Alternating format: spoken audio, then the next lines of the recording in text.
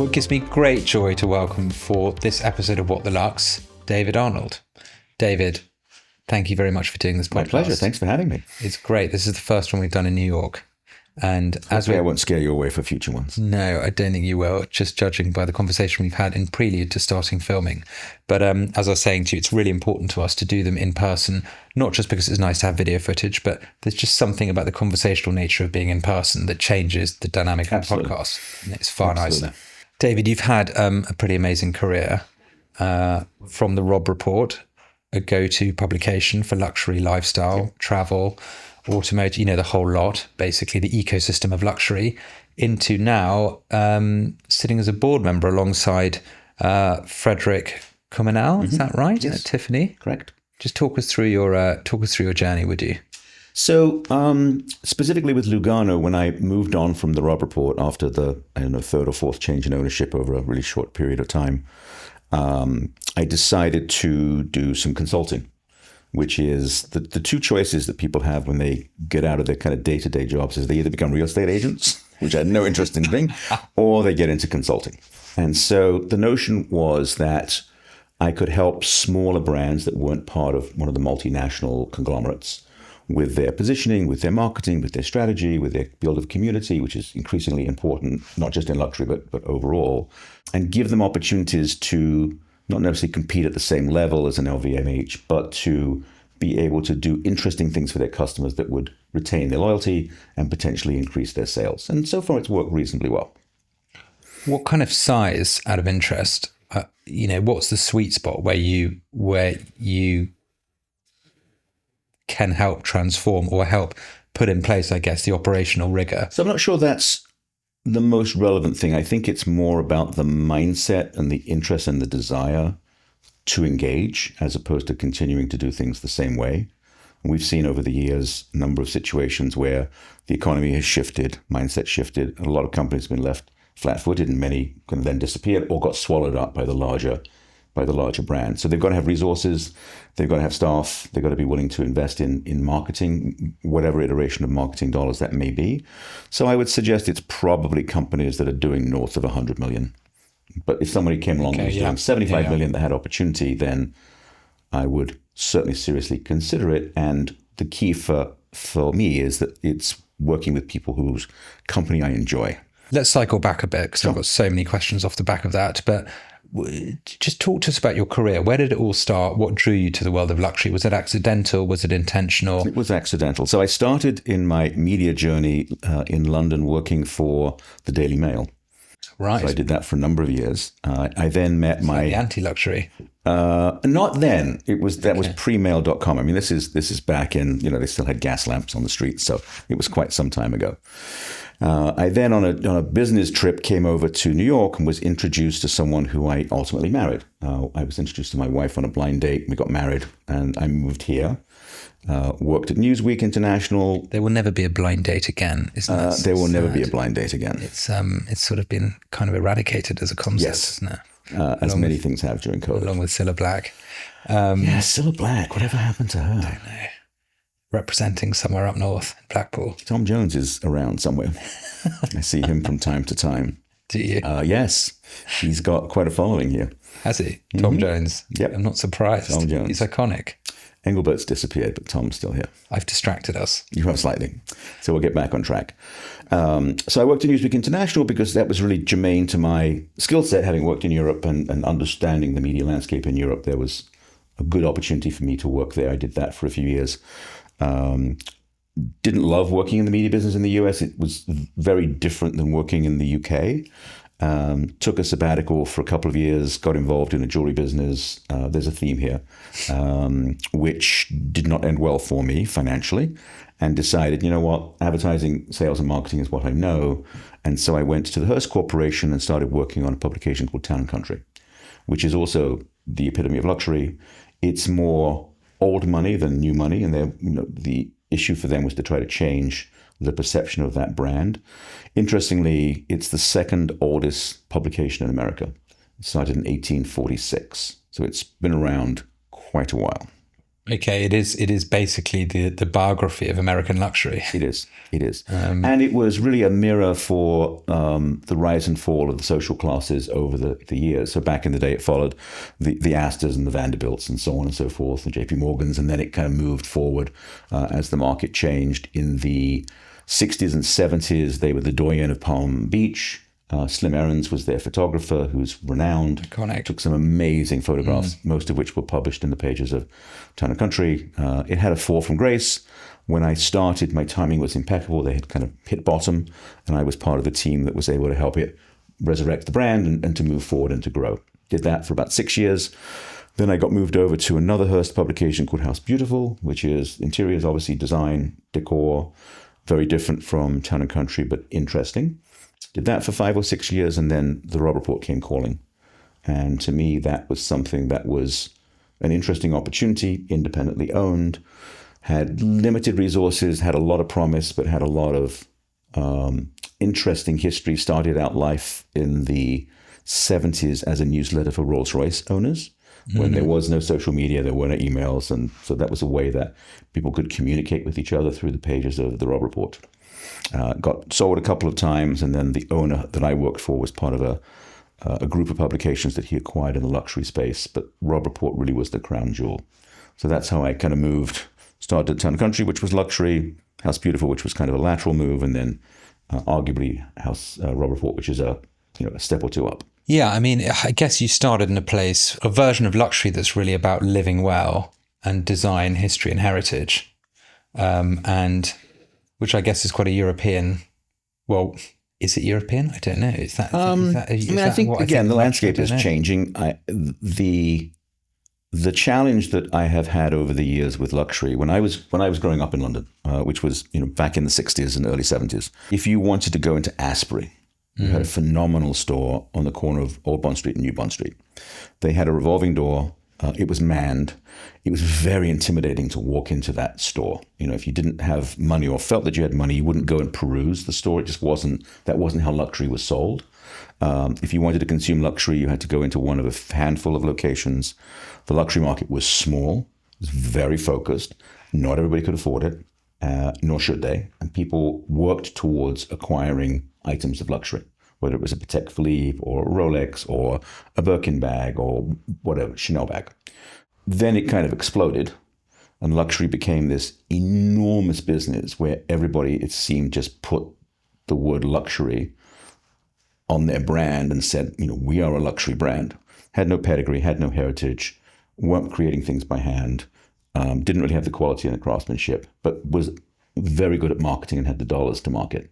And that's where I think the luxury market lost its core and its soul. And I don't really think it's recovered from that point. You asked me at the beginning of this podcast before we started recording why this podcast is called What the Lux. And the reason for that is that I just dislike the word luxury, and it's a little bit of an elbow to dusty or conventional notions of luxury, because I think that it's almost become like a search term.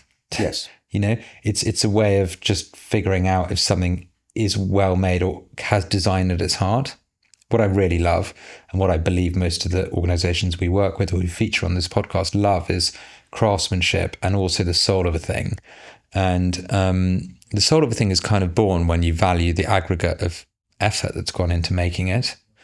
And it does pose, I think, a very interesting question in the world we live in today, which is when you can manufacture an ideal and market it, when you can replicate the aesthetics of a thing, and when you can synthesize a story to try and make something appealing for others, what is it that we're buying? Right. It's so two things there. There's more, but let me just focus on two. So I, along with multiple other people, have been trying to find an alternative word to luxury for the last 30 years. We've not come up with one. There's all kinds of terms that people use, but luxury is the descriptor and the word that everybody understands. And so when you start to talk about other things, people kind of miss the point. So if you come up with a word, please let me know. We use timelessness, and we define timelessness as three things: strong founding spirit, long-term thinking and design as a point of competitive advantage, and they seem wildly obvious, but often they're lost. And I think often companies will kind of rely on history and heritage rather than revisiting the soul of how they were founded. Yes. And you mentioned Astor earlier. I mean, there's so many stories about his personality which should be revisited when thinking about the future of brands he's linked to. I mean, he gold-plated the plumbing. Mm-hmm. He cared so deeply about opulence. He was the Trump of his day. Yeah, quite. Exactly that. Exactly that. And that is a rabbit hole. Yes, well, maybe dive down there or not, but probably not. The brands have really, in some cases, I think, made grave errors in concocting a narrative that is not authentic. And as you look at younger people, so 35 to 40, people that have money, that are willing to consume luxury goods, they understand whether something is authentic or not. Plus, the research that you can do now is unlimited. And so perhaps 20 years ago, you could get away with a storyline that was completely concocted. Now it's much harder to do that. It's very difficult to do that. Do you think it's harder now to concoct the narrative? I think the challenge is coming up with a narrative that is authentic to the brand is the way it should go. And I think that companies have gone in a different direction and they focus more on creating a narrative regardless of its link to the brand, whether it really talks about the specificity of the uniqueness, the bespoke, or all of the factors that make arguably a luxury brand, right? That differentiates it from all the other stuff. Within that, though, the confusion is a lot of the things that are marketed as luxury under all of the major brands are made for a relatively small amount of money in factories throughout the world. These are not products that artisans are working on the outskirts of Florence, beavering away to make, whatever it might be, shoes or pocketbooks or clothes. There are many brands that still make by hand, but when you have a brand with the scale of a Vuitton, you can't possibly make everything by hand. There aren't enough craftsmen in the world. Yeah, although they are investing in sort of like educational establishments, but I do wonder what the balance between a good headline and a genuine way of feeding, I mean, there are not enough apprenticeships, or they're not enough craft focused, entry points, into careers that exist. There's a foundation that started here that has a number of luxury brand CEOs and presidents on the board. They work with FIT, and they've created this apprenticeship program for kids that want to get into luxury. So they go across all of the disciplines of manufacturing, design, and so on and so forth. LFE is the organization, but it's a small program. It's a class, it's a class a year, which isn't going to help. Interestingly, with Vuitton, I think it was about 20 years ago in the UK, the Advertising Standards Authority, which I'm sure you're familiar with, that enforces that any advertising has to be legal, decent, honest, and truthful, banned Vuitton from running a particular ad that they were running that claimed that their products were made by hand, because such a small percentage of their products are made by hand. Listen, they make wonderful products. It's a phenomenal brand. Yeah. I'm not here to knock Vuitton, but the misperception is everything is made by hand by an artisan sitting somewhere in the world, which is not the case. What do you think the other misconceptions of luxury are that you would like to kill? That will make you more appealing as an individual. Owning the brand is going to change your life and improve your life in some way, shape, or form. Yeah. Which is, the whole logo thing is like it explodes and then it quiets down a bit and then it explodes again. And I'm not a big logo person. I prefer quiet luxury, like a Brunello is a quiet luxury, right? And they've done phenomenally well. Their prices are unbelievable, insane. It's literally unbelievable. And $12,000 for a jacket. Yeah, this is the entry price. I'm guessing that's roughly where I think they are. Yeah, but the absence of a logo is almost louder than it is. Yes. It's a qualifier into sort of form of membership, of wealth membership. Yes. Well, there's that Loro Piano hat, the baseball cap that has no logo on it, that everyone's drooling over for a while. Baseball caps. It's not a version of luxury that I've particularly ever been drawn to, but I cannot. The logo one? Well, I've always found it a little bit crass, like things that are over logoed, and I think a lot of the luxury brands, the mistakes that have been made have resulted from globalization followed quickly by digitization, which is then exposed or left them naked, in a way that it created this almost like slight duality of like what they stand for, that I think has really killed off a lot of brand equity, actually, for the large behemoths. But maybe I'm wrong in that. That's like a sort of uneducated, just observer. No, I don't think you're wrong in that. I mean, there are two factors that I think are important. One is the 80. I believe this is a correct number. You can check me on this. I believe that 80% of the growth in luxury brands over the last 5 years has come from price increases, not from organic growth, not from bringing in new customers. It's price increases, which ultimately I think has reached a ceiling. People now are really saying, is this worth it? Is a pocketbook worth, an entry-level pocketbook worth $3,000, $4,000, or $5,000, right? Where they've almost doubled in the last 5 years. And younger people are much more astute and will look into things much more seriously. So they're concerned about sustainability. They're absolutely concerned about quality. There are things that generation is concerned about that the baby boomer generation wasn't concerned about, certainly to the same extent. And people that have been buying a luxury brand or brands for a number of years aren't, I don't think, necessarily going to start digging into, are they authentic? Are they sustainable? Are they this? Are they that? I just don't think that's happening. Yeah.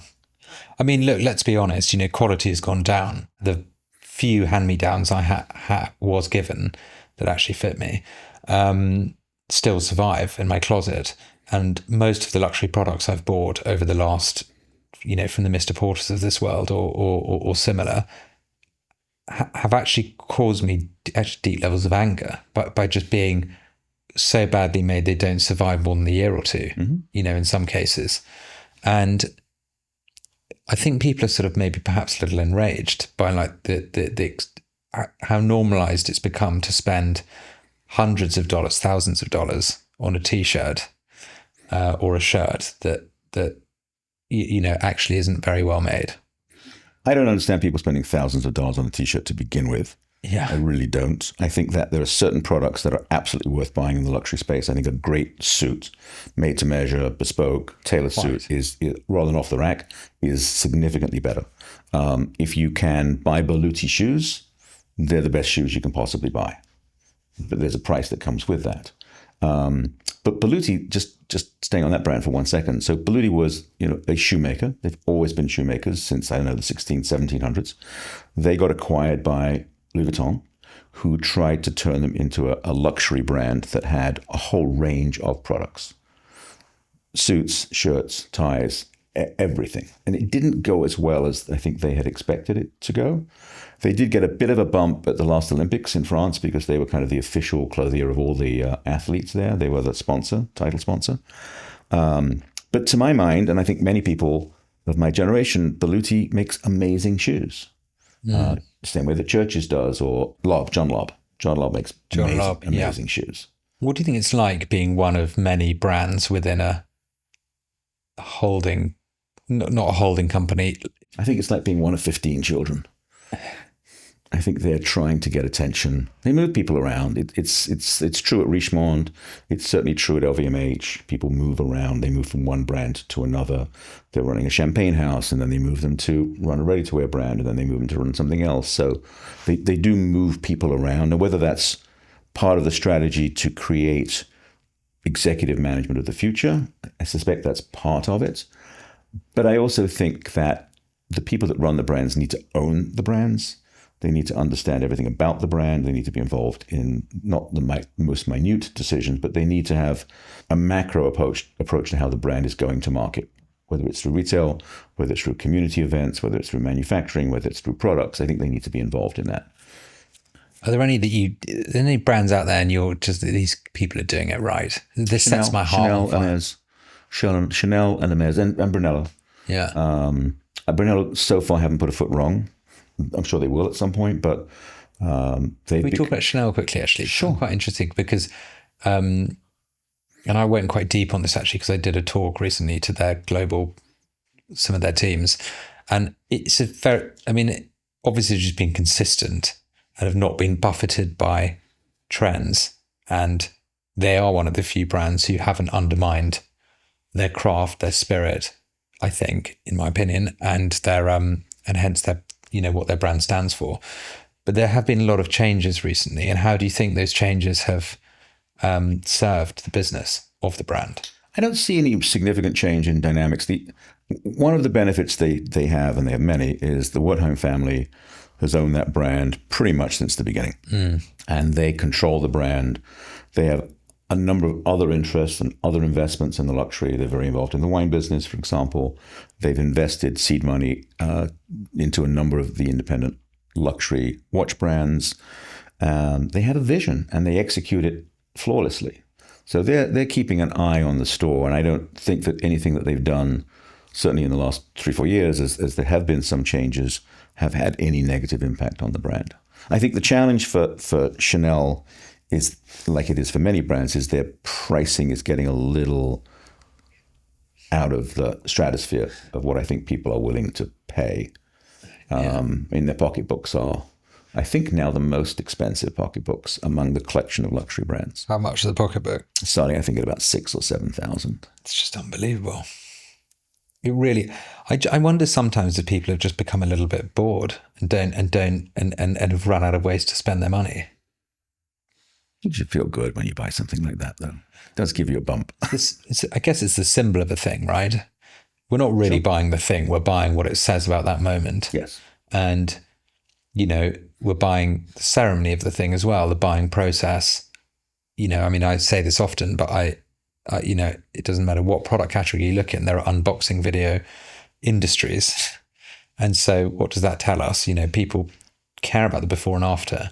And I think we've run out of ritual and ceremony, and we've run out of symbolic actions or engagements with things. And we've allowed brands to fill that void. And I think brands have a sort of responsibility as a result of that as well. They become the church, that is the society that we've enabled. And for better or for worse, that's where we are. So how do we temper that and make it good? The social media impact on acquisition of luxury brands and the opening ceremonies and all the other things that go along on TikTok or Instagram or wherever it might be, I still don't think are being consumed by people that can actually afford to buy the products. So I think it's all people living vicariously through someone else's life. The challenge I have with social media is everyone's life but mine is better. I can't live that life. All these people can.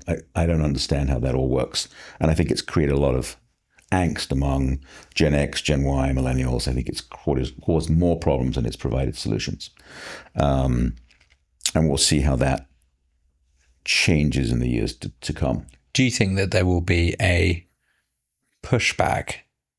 We're seeing a bit of a pushback, but do you think that there will be a pushback that's more than a niche pushback against the future we seem to be accelerating towards? Could be. Interesting things happen. So now there's a significant pushback against X. That's been going on for a while. But because of what Elon's been involved in with the new administration, there's a lot of anger towards him. And it's being taken out on his brands, Tesla and X in particular. People are debranding their Teslas, aren't they? Yes. And allegedly setting fire to Teslas. Yes. They set fire to themselves. I don't know why people are bothering doing that. But and that's a whole rabbit hole also in terms of the Tesla brand and what they've created there. But the other thing that I think is germane is a lot of people that are luxury good consumers will tell you that they would rather buy one Chanel bag than buy 5 other brands that are near luxury or more mass, because they believe that it's quality, they believe it will last, that they're buying into the heritage, and that it is potentially something they could hand down to their kids if their kids have any interest in those products. Yeah, and that's been true for a number of years, right? People will say, "Look, I'd rather buy quality than quantity. It's all about quality, and I've worked hard for my money, or my significant other has worked hard for our money or whatever it might be. And I want to spend it judiciously. I want to spend it on the right things that are going to last. I don't just want to throw the money away." Which I think is something people omit from the sustainability conversation. I agree. Which is fast fashion is a terrible world, in my opinion. Yes. I saw some horrific statistics about the amount of clothes that are bought and never leave someone's cupboard. I think it's like 80% of clothes in America. It's unreal. We do like to consume. Fact check me on it, but it's pretty high. I'm pretty sure it's like nearly that high. What do you think what's like a sort of gimmick in our industry at the moment? It's interesting. I was trying to, I gave that some thought, and there wasn't anything that I came up with that I think really answered your question. I mean, I think the misdirection of some brands where they will make not a direct claim, but an inference that their stuff is made by hand, and it's not, I think is a real issue. But I couldn't think of anything else that really. I mean, I guess that. I was like, I guess what sort of just general kind of theme I was thinking of when we were. It's like, what is innovation in luxury, And when people try and innovate, in my mind, there's certain forms of innovation are like sort of for the headline, And I thought COVID was an interesting period of time where people went NFT crazy. A lot of watch brands created NFTs or, dematerialized versions of their product. And I think there actually could be there's a really interesting thing there about like collecting or ownership or like providing a window into the context of a thing or like actually bringing the product to life. But I don't think that's the path many went down. And then there were sort of a lot of forays into the metaverse and forays into gaming. And what happened to the metaverse? I just didn't materialize. I haven't read about it in a while. I don't know where it went. Now it's all AI. It's still there somewhere. One would think. One would think. I just think in this world where we're automating a lot, luxury, innovation, I think luxury is almost a bastion of like things that provide slowness and appreciation of the moment and connection, with it's a route into, we used to live in these physical communities and sort of go to churches or temples and, know the name of the postman. And we've digitized and we've stripped those things out of how we live. And I think, brands in a way provide a bit of a conduit, or symbolic brands that tend to be luxury brands or, aspirational brands. They provide a sort of path into connecting with each other. And I think actually we should sort of be standing against these cheap and, I think kind of empty calorie, I always refer to it as versions of innovation, which I think provide very little value. I agree. Look, this country in terms of consumption is unprecedented, right? There are no other countries that consume close to what we consume. And it's everything from luxury all the way down to, the most basic of things that one needs. This is the country that every brand comes to grow their business, because the growth in China has slowed significantly. Maybe that will come back, maybe it won't. There's all kinds of issues going on, obviously, with the trade. But there has to be recognition. And when you talk about, we used to know the postman, and we used to get milk delivered and know the milkman. I mean, all those things are gone. And globalization has changed the dynamic of our everyday life, and it's not going back, which is why, to my surprise, people that voted against Brexit and for Brexit genuinely thought if they exited Europe, everything would go back to how it was in the 1970s and the 1960s. They were delusional. Yeah. It would be lovely to be playing cricket on the village green on a Sunday and have a pint and know everyone that's there. But that's not how life is today. We're in a global economy. We're all interwoven with the rest of the world, and we cannot, as much as some may wish to, we cannot isolate ourselves. It's impossible. What are the sort of differences that you see in American luxury, European, let's call it European luxury for the moment, Brexit aside, and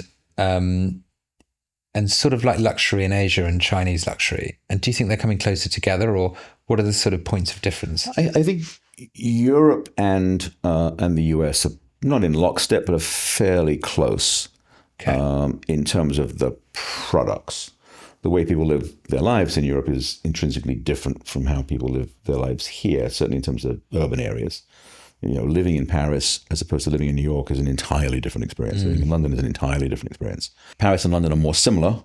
The US, I think, is quite different. Although I'm always actually shocked by how different Paris and London are for cities that are actually very close together. They're just certain wildly different cultural differences that I'm always... Cultural differences, yes, but I don't think that their consumption... Yeah, yes, absolutely. Yeah. And they should be. Hopefully, the existence of the EU hasn't taken away the identity of the individual countries. It's taken away their currency, but it hopefully will never take away their identity. So Italians will always be Italians. The French will always be French. The Spaniards will always be the Spaniards. And so there's a clear distinction between those significant European countries. The US is quite different, partially because I think everything is so new here relative to Europe. There's this joke about people saying, oh, my house is 100 years old. And like people in Europe say, I've got shoes that are 100 years old. It's an entirely different structure, right? The history in Europe goes back centuries. The history in this country goes back a couple of hundred years, a little bit more. But you don't have 1,000 years of history here. When did you move to here? 1986. So you've been here a long time. I have. Ever thought about going back? I have. Can't go back. Why not? Although recently I've considered it because of the things that are going on in this country. My wife's like, we're not doing that. There are things that are really wonderful about England and really wonderful about London, but it's disorganized, it's inefficient, it's incredibly expensive, and the things that you get used to living in a society like New York, you cannot recreate those in London. You just can't. The convenience of things. Now, things have improved significantly, largely because of social media and the internet, digital, and so on and so forth. So you can order things which didn't used to be the case, that you could, if you wanted something, you had to go and get it. Here, you've always been able to get something brought to you, whether that was groceries or whether it was alcohol or whether it was clothes or whether it might be in some form or another. And that's only accelerated. It's gotten a little bit better in London, but you still don't have the conveniences. Well, there's almost a design ethic that seems to be at loggerheads with convenience. I almost find in the UK, it's like things just sort of seem to almost be purposely designed in a way that sort of is just slightly inefficient. I really notice it when when you're in America. I think anyone would notice it, but everything is so convenient. Everything is designed around convenience. The problem with that is that your expectations are such that you can become impatient when you go into a point of consumption and they're not efficient. When you go into a store and there's no one to help you, you go into a store and they're slow helping you. It's not a perfect situation by any stretch of the imagination, but I think it's much more efficient than it is in the UK.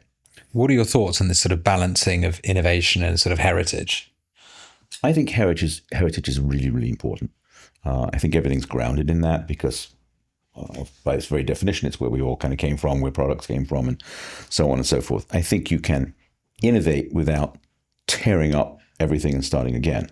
I think things evolve, things can evolve, and I think you need to manage the evolution as well as you possibly can so that you don't lose all of the things that you spent, years, decades, centuries, or whatever it might be, kind of building up. My biggest regret, this is a bit of a tangent, is that the globalization of the world and the economy has pushed out a lot of the small, independent niche brands. They don't exist anymore, or they've been relegated, to side streets. You used to be able to go to Florence, for example. 20 years ago, you could walk through the streets of Florence and you could find, a shoemaker, a silversmith, these craftsmen that were working in the center of Florence, creating wonderful, forget the Ponte Vecchio, but kind of in the outlying areas. Those people are really hard to find. They're there, but they're difficult to find. So now it's replaced by Vuitton and Gucci and Cartier and Tiffany and all the global brands have taken over all of that real estate. Do you think there are strategic decisions that could be made around zoning that would help? I think that's very tricky to do. So there's a couple of examples. Maybe zoning, by the way, is the wrong word. Maybe more sort of. I know. I think I understand what you mean. So in Orange County, there is a mall, for want of a better word, called South Coast Plaza, which is almost exclusively indoors, and they've got every brand. Every brand exists there. The owners, and it's been in the family since it started maybe 80 years ago, 70 years ago, have merchandised the mall extraordinarily well. So if you want luxury, there's a luxury wing. All of the luxury brands are together. They're not interspersed as they are in often malls. Mall is perhaps not the best word to describe South Coast Plaza. But often when you go into a mall, you've got luxury, near luxury, Woolworths. I mean, it's all kind of mixed together without any thought. That's not the case in a lot of the malls here. Fashion Island in Newport Beach is another example where they've really merchandised it extrememely well, and that's largely outdoor. There's a mall out in Manhasset, Long Island, called the Americana, which is almost all luxury, merchandised extraordinarily well. So I think when that situation occurs, I think the brands collectively all do much better than being interspersed with a bunch of brands. Yeah. What do you think about the sort of business of luxury and the sort of, the involvement of private equity and M&A and, the influence that, money going into the business of luxury has on the craft and the output of the product? So I've had a couple of personal experiences. One was not good and one has been very good. So, I mean, that's two examples, and one's on one side of the argument and the other's on the other side of the argument. My fear for the outside investment in these businesses is the expectation that they're going to create exponential growth. And so how does that happen? It can happen by increasing production. It can happen by expanding distribution. There are a number of ways it can happen. As I mentioned earlier, what's been happening is that the growth has come from price increases, 80% from price increases, which is not healthy because you can't just keep, right? Trees don't grow to heaven. You can't keep putting up your prices. At some point, people are going to say enough. So I think that if the private equity guys and girls come in with a vision for a brand and how to develop it and grow into new markets, to have a kind of new extensions of the brand, I think that could work out extraordinarily well. Sometimes that happens, sometimes that doesn't. Often the timeline and horizon for private equity is 3 years. They want to come in, they want to pump it up, they'll cut costs, they'll do whatever they can to increase the bottom line, and then they'll flip it. And I understand why they do that. I'm not a supporter of that because I think that these brands need stewards to make sure that they are sustained, that they maintain their position in the marketplace, that they have the opportunity to grow somewhat organically. Investment's always a good thing, don't get me wrong, but it comes at a price. And so that's where I'm fearful. Okay, that's really interesting. I'm a really big believer that, great luxury brands have this sort of founding spirit. I'm just sort of interested, who's the most eccentric or obsessive or just nuanced visionary that you've come across in your, long and no doubt storied career? So on the media side of the house, a gentleman by the name of Frank Bennick, who's been the CEO of the Hearst Corporation for must be 50 years at this point. And he has kept his hand on the rudder of that business for 5 decades, and it has grown and grown and grown and grown. It's the only media company I know in the US that hasn't crumbled, particularly those whose core business was the magazine world, which Hearst used to be. They're very diversified now. It's maybe 25% of their business. Private company, so I don't know the actual numbers. But he's been ruthless with his vision for the brands, the Hearst brand, and then the individual brands that exist underneath it, like a Cosmopolitan, yes, a Town and Country, House Beautiful, Country Home, a Country Living rather. There's a whole bunch of brands that under his purview. On the luxury side, there's a gentleman who passed away recently, whose name was Ari Kopelman, who ran Chanel in the US forever, and he retired. I want to say maybe 15 years ago. Don't quote me on that, but about 15 years ago. And Ari Kopelman built the Chanel brand in the US. And the Wertheimers gave him carte blanche. He did whatever he needed to do. They trusted him implicitly. He did a phenomenal job, phenomenal. And he was obsessive. Have you got any examples of the obsessiveness? I haven't. He was a little bit ahead of me in terms of age, and so I was not at a level in the business where I would have much interaction with him. Yeah. So it was kind of from afar. Yeah. But he's just a super smart, incredibly smart guy. Are there any examples maybe just of businesses just taking things so far and to such an extreme that perhaps the eye only sees 20% of the obsession with craft? No, I mean, the one, I guess, that always comes to mind, who I think have always done things well and continue and is still privately owned, is Patek Philippe. And so the notion, and they came up with the whole notion that it was actually a British agency that did, creative agency that did this, that you don't actually own a Patek Philippe, you're just holding it for the next generation, Yeah. which is simple and brilliant. I mean, it's kind of luxury to a T, you know. Absolutely. Yeah, it's what we talked about earlier. What do you think sort of luxury is?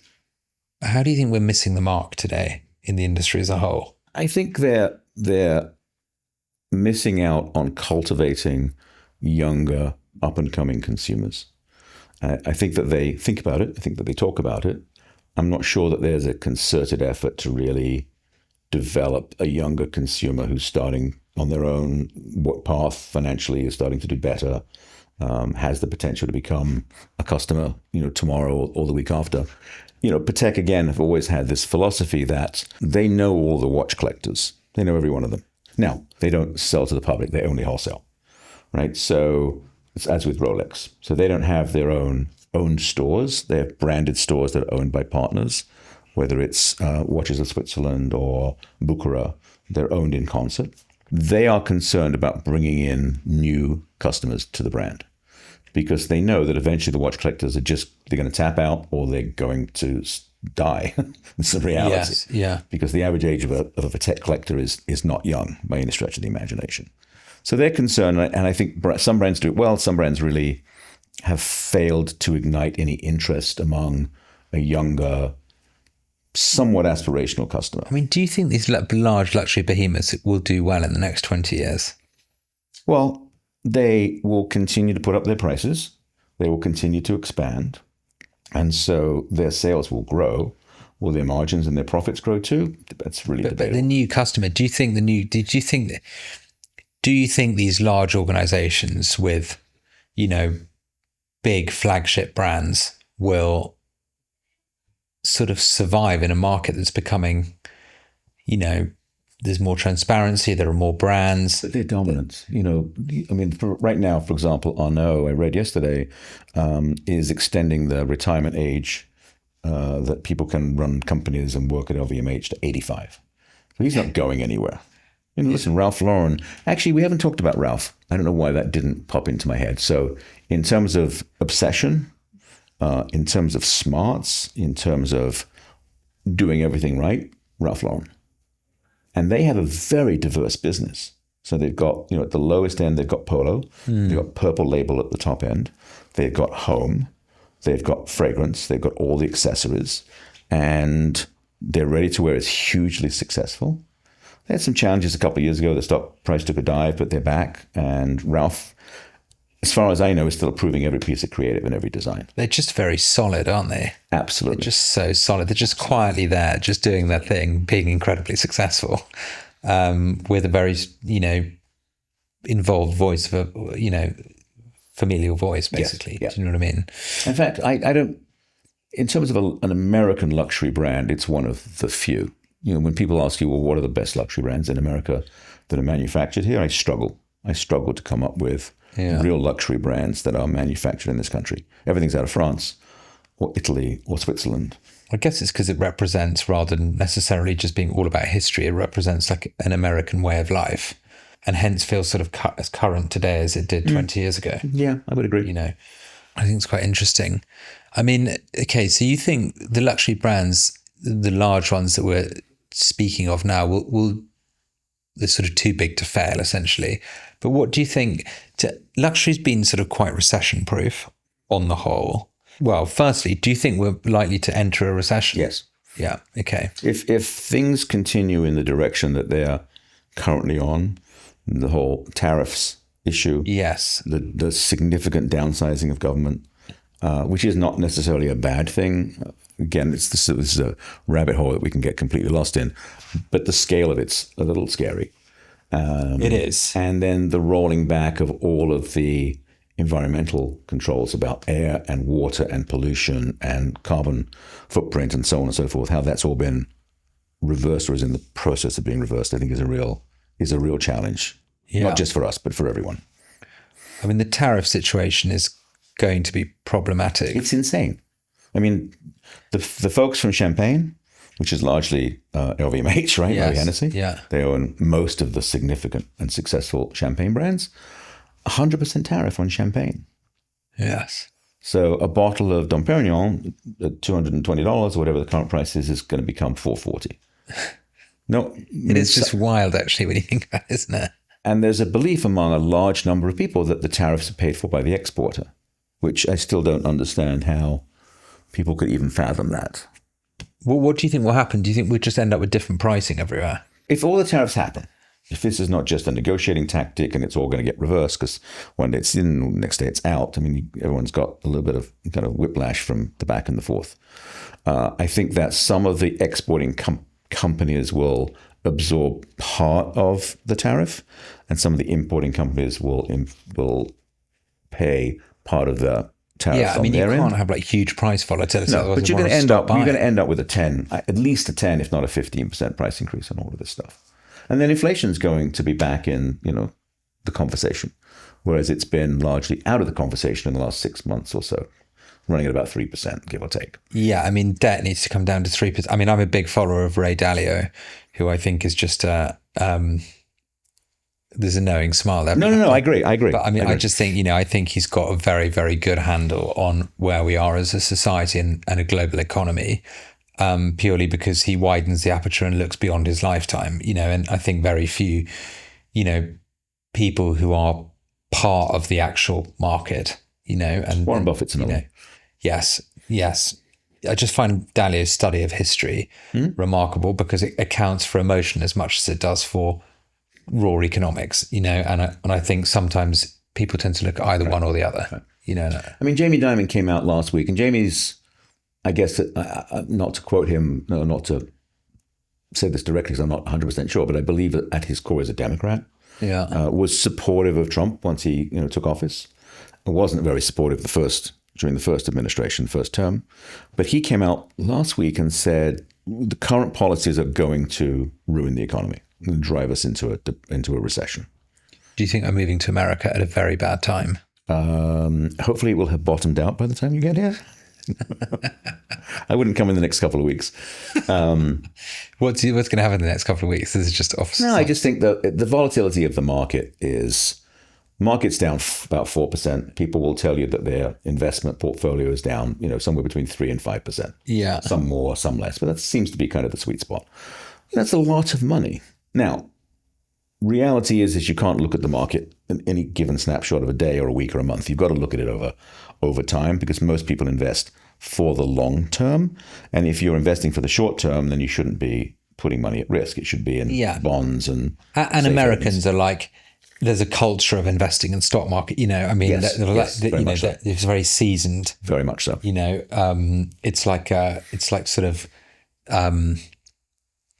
It's like entertainment on like the news. Like no, I mean, listen, it's something that gets covered on every news every day, and a lot of people react to what's happening in the market. They worry about what's going to happen, what's not going to happen, and they spend accordingly. And others just they live their lives and they don't worry about it. They don't look at the market every day. They don't look at their statements every day or every week or every month. They maybe look at them quarterly or they wait it out. Eventually, historically, everything comes back. Is this going to be different? I doubt it. What's the to get back to the tariff thing? What's the percentage of like luxury that is imported roughly in America? 100%. All of the luxury is imported. 100%. What are the homegrown American luxury brands? Ralph Lauren. Yeah, you're right. I mean, I can't think of another. There are do you think phenomenal luxury, super high-end wines out of Sonoma and Napa, like Screaming Eagle and Colgan that are going for hundreds, if not thousands of dollars, and that won't diminish. Is the expectation. That will help them enormously once they start to put the tariffs on the Bordeaux's and the Burgundies and so on and so forth, right? So that'll kind of level the playing field somewhat. What would you pick? What wines you'll go to? So I have a love of both. There's a lot of French wines. I love white Burgundies more than I like Napa Chardonnays. Yeah. I think the cabs out of Napa are extraordinary. One of the challenges of buying wines in Napa is wine you buy today you can't drink for 5 years. Right, yeah. It just isn't ready. And so you can spend the same amount of money or less and buy a great Bordeaux that's ready to open and drink, given a little airing and some decanting. But yeah. I've never had a wine from Napa Valley that I've obviously got very limited exposure. we have to get you to Napa. Quite with St. Paddy's Day. Maybe not today, but we have to get you to Napa. I mean, there are some phenomenal business people in Napa. A lot of very, very successful people have gone into the wine business. The family that started Costco have a great winery.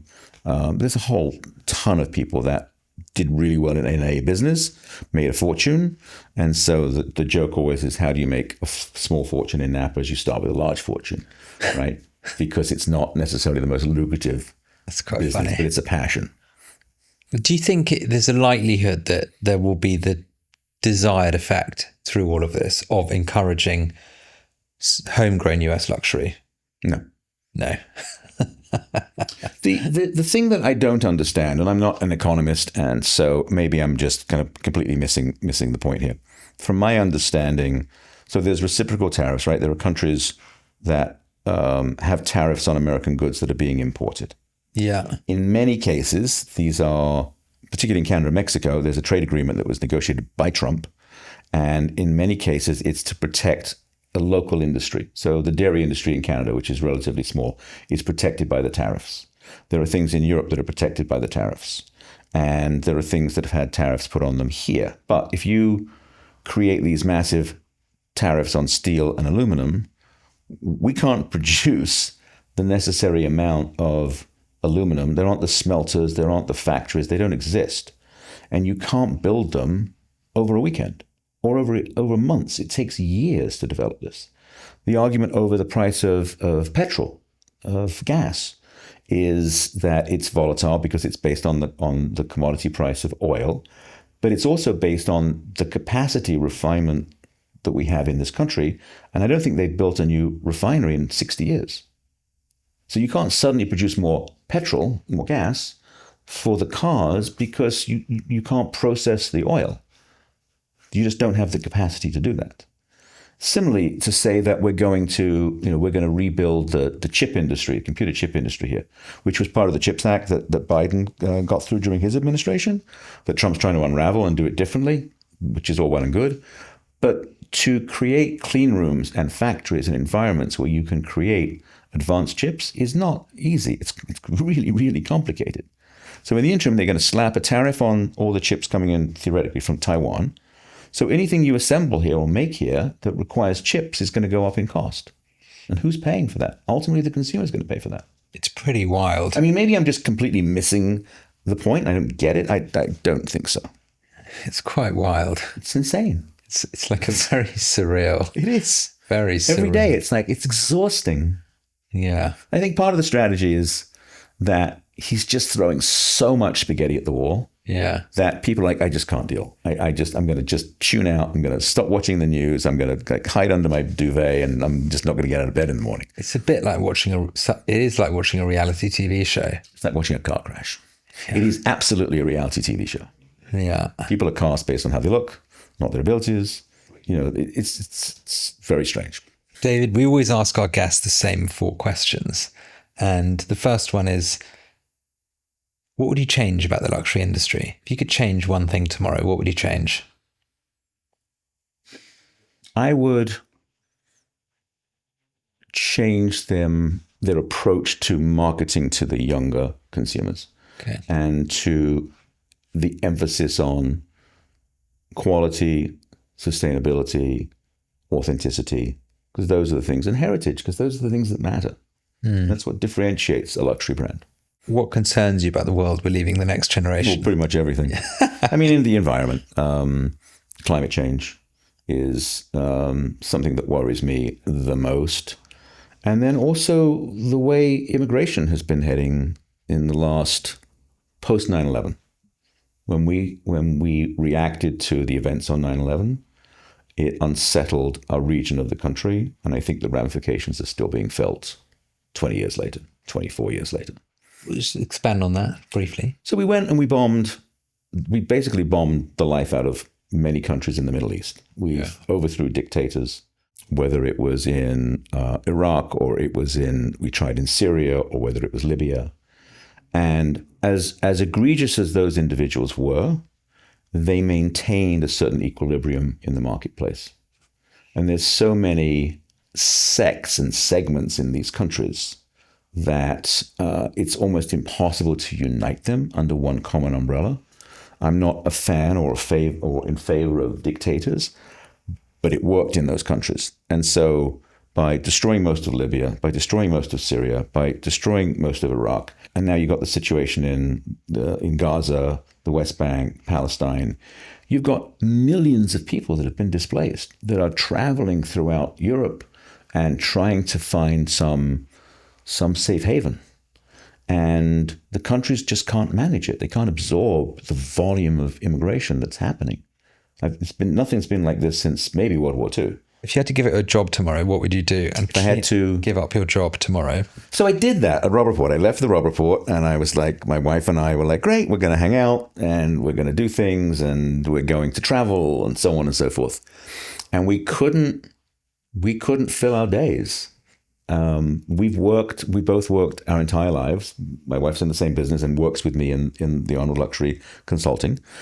And we're like, what are we going to do? We don't play golf. We started pickleball. That was, the thing to do. That was okay.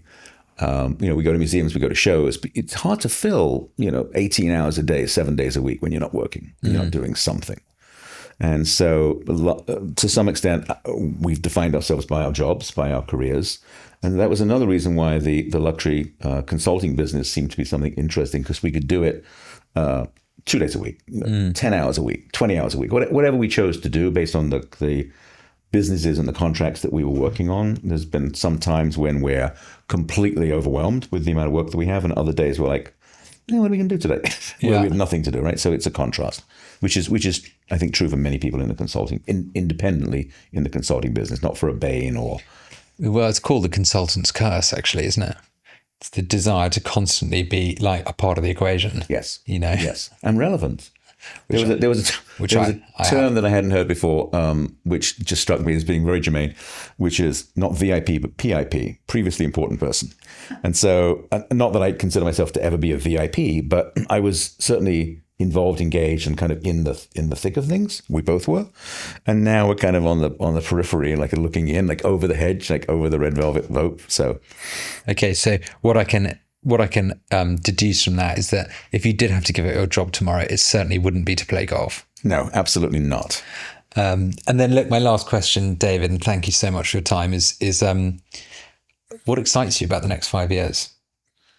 I think there's a lot of innovation. I'm both excited and nervous about AI.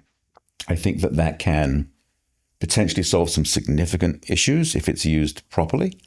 I don't have the fear that we're going to get taken over, like, HAL in 2001 or a more recent iteration of that. I think it's going to help medicine and technology. I think it's going to help the human race in general. I think we can make some significant advances in the same way that we made advances when the personal computer business exploded. And hopefully it will be for the better. Hopefully it will be used for good, not for other. Yeah, I think it will enhance the value of luxury in inverted commas. I think you have to look at things like banking to see what the value of a private banker is that was once commonplace. Right. When you automate the middle, you increase the value of the concept of a thing. Yeah, the question is, if everyone has the same access, then what does that do? Exactly. What do we create? But that's what's so funny, I find, about these the technocrats in Silicon Valley who talk of this age of infinite abundance, somehow just failing to identify the fact that if everything is available to everyone, as a human, the human psyche is such that it seeks to differentiate itself and find a level of order and hierarchy and purpose and meaning. And all you do is just create another layer. I mean, it's like the great medical fallacy. You can kill cancer, but you'll create something worse. And on that very optimistic note, this is David, fun. Thank you. It's been really enjoyable. Thank you so much for your time.